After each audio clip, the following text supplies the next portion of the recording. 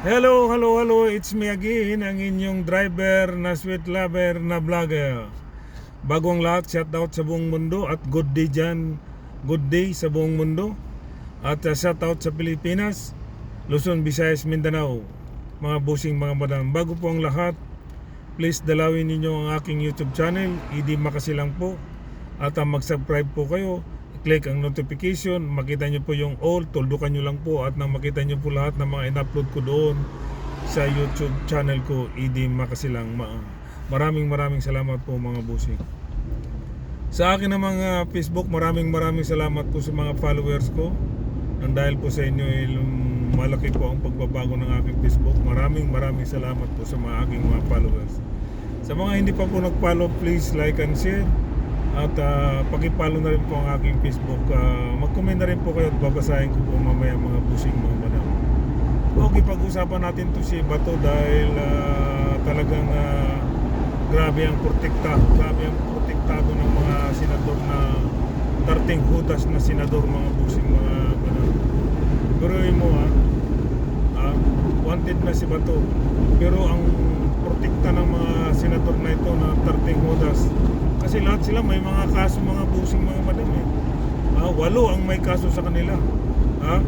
Si Bongo, si Jinggoy, si Villanueva, Escudero, magkapatid na Mark Villar, si Cayetano, kapatid ni Cayetano. Diba, ang dami nilang, 8 silang may kaso. Lalo na to si Marcolita. Wala, basta, diba? So, talagang profit kita nila si Bato dahil pareha silang may mga kaso eh. Di ba? Ganoon ang nangyayari dyan sa Senado. Talagang garapalan na talaga, mga busing, mga madam, ang kanilang ginagawa dyan sa Senado. Wala na talaga, pakapalan na lang ng mukha itong mga tarting hudas na senador na ito. Kasi wala na eh. Wala na silang may tatagong kabutihan sa kanila dahil puro may mga kaso eh. Ano pang itatago nila, di ba? Mga busing mundo. Kaya grabe ang protekta nila sa Kibato. Pero mong protektahan nila ang isang kriminal. O, di ba? Tapos minamadali pa nila na yung gusto nilang amindahan yung magboboto sila ng pag wala yung senador pwedeng bumoto kahit wala sa season yung senador. Di ba? Minamadali nila yon dahil nga alam nila na may mga number sila, malaki yung number ng majority. So sinisira nila yung rules ng Senado. So talagang grabe. So grabe to si Cayetano dahil yung pamamalakad niya bilang isang Senate President talagang sakim. 'Di ba, mga bossing, mga madam? Pero mo protektahan mo yung isang wanted na, international wanted na si Bato. 'Di ba? Grabe protekta nila, mga bossing, mga madam. So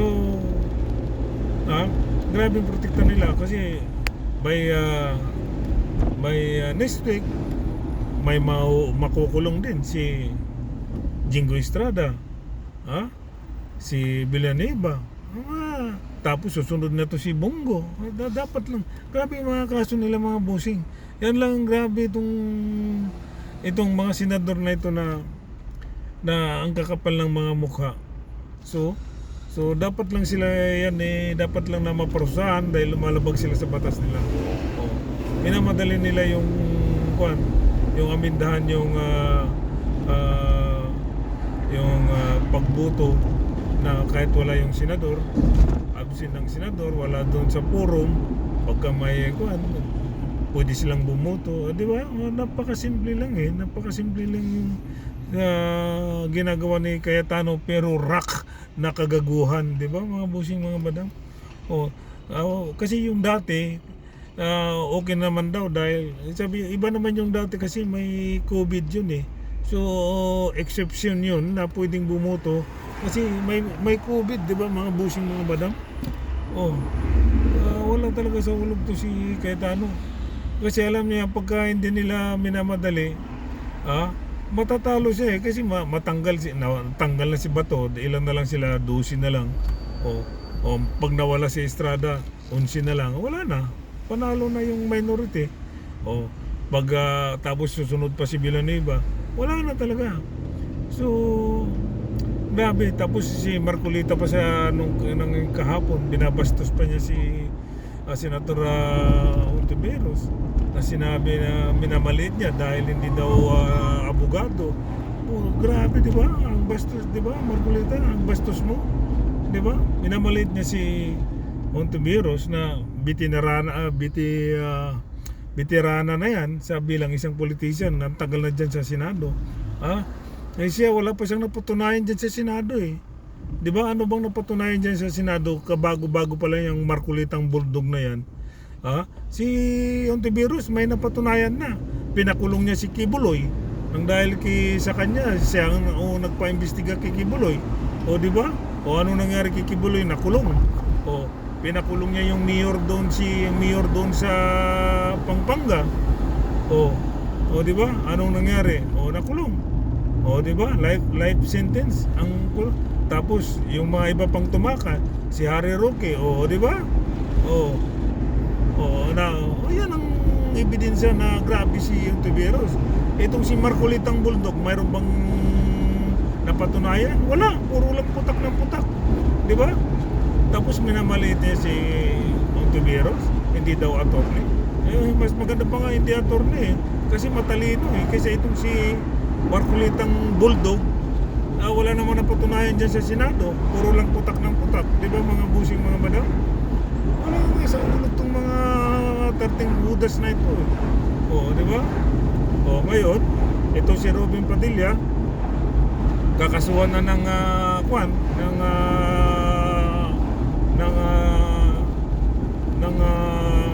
doon sa justice chief, di ba? Kakasuhan na siya.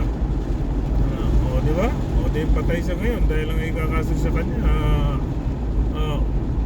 yung pinoprotektahan niya si Bato. Di ba? Yan ang ikakaso sa kanya. Maaring matanggal pa siya sa Senado. Kasama na si Cayetano. Di ba mga busing mga madam? Grabe yung mga nila. Kagarapala na yung sila dyan sa Senado. Ang kakapal ng mga muka. No? Hindi nila, tapos minamaliit pa nila yung isang babaeng senador na napakagaling naman, na ang daming napatunayan. Di ba? Senator Risa Ontiveros, sino yung mga babae dyan na mga senador, wala pang napatunayan. Jaime Marcos, mayroon bang nagawa dyan? Puro lang chismis. Mayroon bang nagawa sa Senado? May napatunayan ba si Jaime Marcos? Wala. Di ba? Si kapatid ni Villar na babae, bago lang, mayroon bang napatunayan? Wala. Si Pia Cayetano, tagal na dyan, mayroon bang napatunayan? Wala rin. Ito si Risa Ontiveros, malupit. Malalaking tao ang pinakulong niya. Kibuloy, mayor ng Pampanga, Angeles, di ba? Tapos nang dahil sa kanya, nagsarado pinasara yung Pugo. Di ba? Ayun ang mga trabahong totoo. Si Ontiveros, ito si Bulldog Marcolita, mayroon bang napatunayan? Wala. Di ba mga busing mga madam? So, basta ganun na lang. Grabe yung protekta nila kay Bato. At tapos hindi pa nila i-suspended si Bato, wanted na. Di ba? Dapat suspended na yan. Dapat sinuspended na yan ni itong leader nilang Makajus si Alan Peter Cayetano, di ba? Di ba mga busing mga madam? Pero wala na talaga itong sila Ayan yung mga busing, malapit na itong matanggal sila kasi by next week for sure si Estrada makukulong na. Isa pa rin yan si Estrada po, walang ginawa. 2 beses na nagnakaw, hindi pa rin natuto. Una nakulong, ngayon na naman makukulong, hindi natuto. Dapat lang magkita sila dun ng mga kawatan sila Bong Revilla, saka sino yung mga engineer, si Henry Alcantara. Kita-kita sila dun sa kulungan kasi puro naman magnanakaw yung mga inayupak na yan Di ba mga busing mga madam? O, protektahan ninyo si Bato dahil nga parehas kayong mga may kaso. Nakakatakot yung mga kaso nyo, mga plunder. Ha? Plunder, si Jinggoy, plunder, nagnakaw sa gobyerno. Si Marcolita, plunder. Ha? Ang kaso niya sa plunder, hindi sa gobyerno. Inisahan niya yung mga kaibigan niya, si Mike Defensor, di ba? Ha? Inisahan niya, naisahan, di ba? Binagansi niya ang pusi. Ganun lang mga busing mga madam. Kaya yung mga tarting senador na yan, may darating din ng araw na makakarma yan sila. Malapit na mga busing mga madam. Huwag nating madaliin kasi baka next week hindi natin alam, wala na yan si Cayetano eh. Kaya nagtitiis na lang yung mga minority. Ha? Kasi kayang paikutin ni Cayetano ang mga manok niya, mga galamay niya eh. Oh, 'di ba? Kaya niyang paikutin eh. Bibigyan niya ng malalaking posisyon sa Senado, yung mabibigat na posisyon. 'Di ba? Grabe yung tapos paano maimbestigahan yung mga may kaso na mga magnanakaw na plunder? Kasi hawak nila yung mabibigat na posisyon. Paano sila maimbestigahan? Sila di ba mga busing mga madam? Kaya di ba magkunting tiis lang mga busing. Mawawala din yan si Cayetano. 2,000.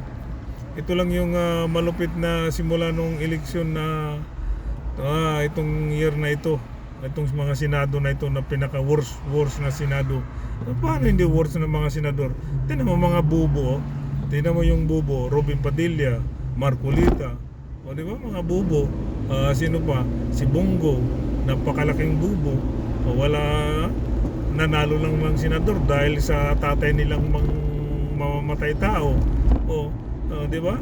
Si Bato, nanalo lang din ng senador dahil sa dahil sa Panginoon nilang mamamatay tao. Si Tatay Digong, di ba? Ang daming si Robin Padilla, di ba? Nanalo lang din dahil sa kanilang pong na mamamatay tao, si Digong. So lahat yan puro kay Tatay Digong.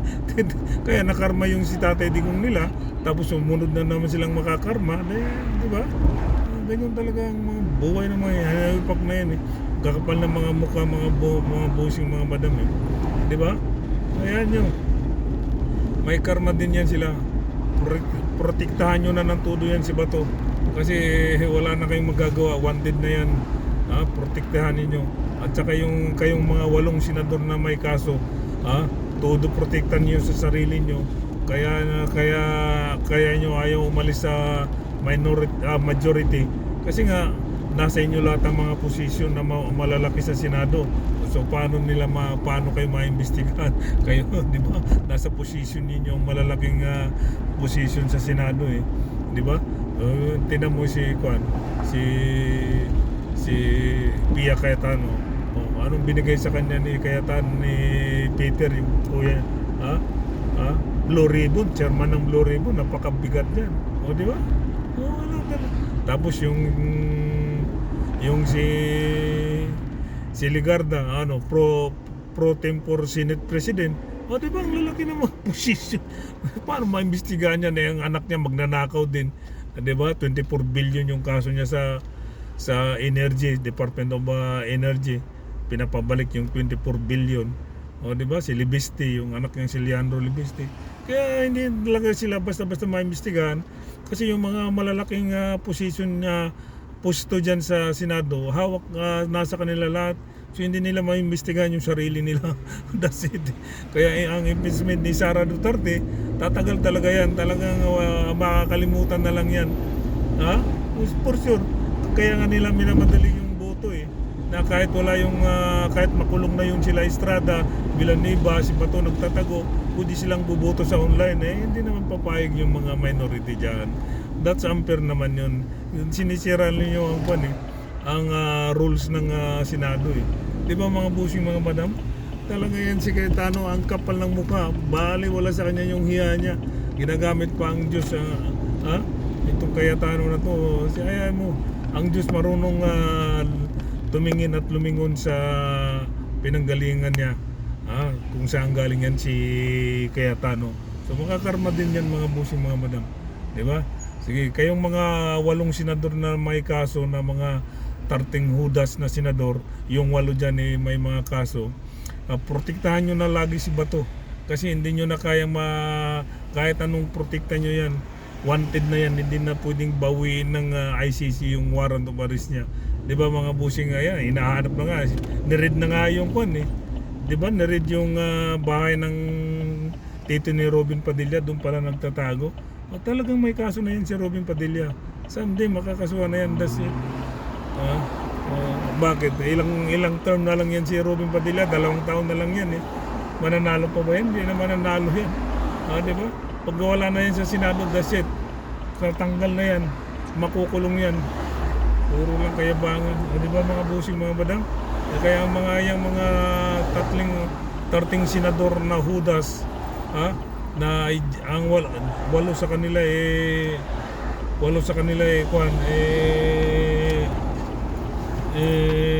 may mga kaso, di ba? Magpapalala sila, may iwanan din yan sila. Lahat yan sila maparusahan yan mga busing mga madam. Di ba mga busing? Kaya contented na lang tayo, magdasal tayo na sana mawala yan si Cayetano dahil talagang bagsak na bagsak yung rating ng Senado. Bagsak na bagsak talaga. Mas mataas pa nga yung rating ng Kongreso kaysa dyan sa Senado eh. Diba? Wala na talaga. So magdasal na lang tayo na mawala yan si Cayetano mga busing mga madam. Okay, hanggang dito na lang mga busing mga madam. Once again, salamat po sa inyo. At please dalawin niyo po ang aking YouTube channel, hindi makasilang po. At mag-subscribe na rin po kayo. Mag-click ninyo ang notification. At makita nyo yung all, tuldukan nyo lang yan po. At paano nang makita nyo po lahat ng mga in-upload ko dun sa YouTube. Lahat po nandun po sa YouTube po. At sa aking Facebook, maraming salamat po sa mga followers ko. maraming. At hindi pa ako nagsasawang magpapasalamat sa inyo sa aking mga followers. Sa mga hindi pa po nag-follow, please like and share. Follow po sa aking Facebook. At mag-comment po kayo. At aking babasahin po mamaya mga busing mga madam. Maraming salamat po sa inyo lahat again. Once again, maraming salamat po. Shout out sa buong mundo. Shout out po sa Luzon, Visayas, Mindanao mga busing mga madam. Okay, bye-bye. Ang kapayapaan ay sumasa inyo. At ang kapayapaan naman sa akin ay sumasa akin dito. Bye-bye po mga busing. Peace.